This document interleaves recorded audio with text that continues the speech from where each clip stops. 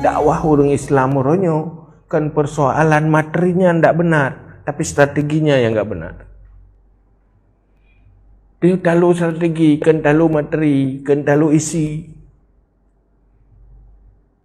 Menteng gaya jamu.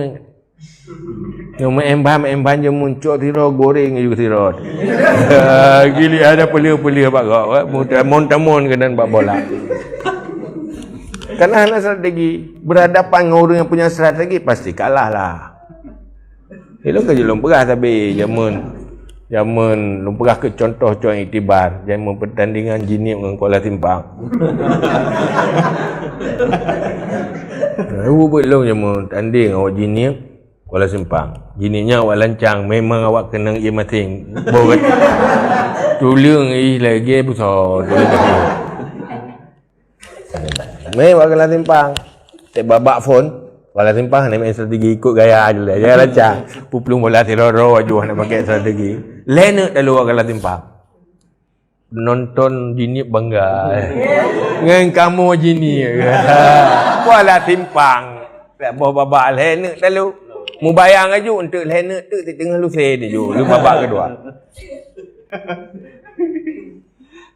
Buat babak kedua, ipasang strategi main strategi pakai pola.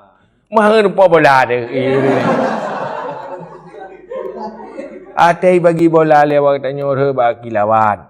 Atai bagi apa kan bola bajar roy cok lawan. Bagi roy cok lawan. Hai dah mesti pak. Jadi nabek biru. Hai dah bagi pi bola lagi. Oh ya sipai itu main lewat Kuala Simpang. Mana-mana dah bajar bagi Kuala Simpang. Dah hai demi kele je. Apa yang saya tahu bola aku disipak WBA luar. Kemudian piuh dia. Sampai tusuk di petu. Herat. Kau aja ni cukai-cukai bola peluk lelop sini. Gol di tengah babak kedua malena bala. Duduk mendung penonton bunuh pegang dengan kamu. Dia tahu. Waduh. Waduh. Lapangan kai kuasai lego. Ini lapangannya mensabuh lapangan kuasai lego. Bola sikan saya main. Hai tu metro bagung Kuala Simpang. Jadi mana ke fikir rupaji kan hana kerah gatih awak lancang mak jini. Kan hana tegam menyom pakak pelung-pelung leh keji pelung. Jilanoi pelung.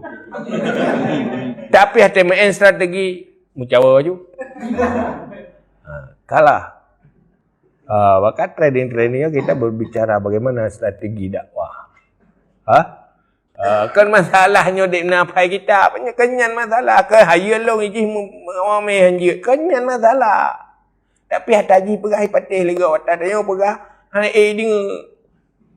Ini yang masalah. Tidak tersampaikan. Makanya trainingnya nyan tujuannya. Yang lume-lume gulai aja tapi dia ke eksportir. Kan? Kalau berapa banyak orang? Keput rumah ni tanya tak makan meh tapi batung. Bakar dos peduk meh aja. 2 gram. Tapi kau bubuk muka gulai tapi eksportir.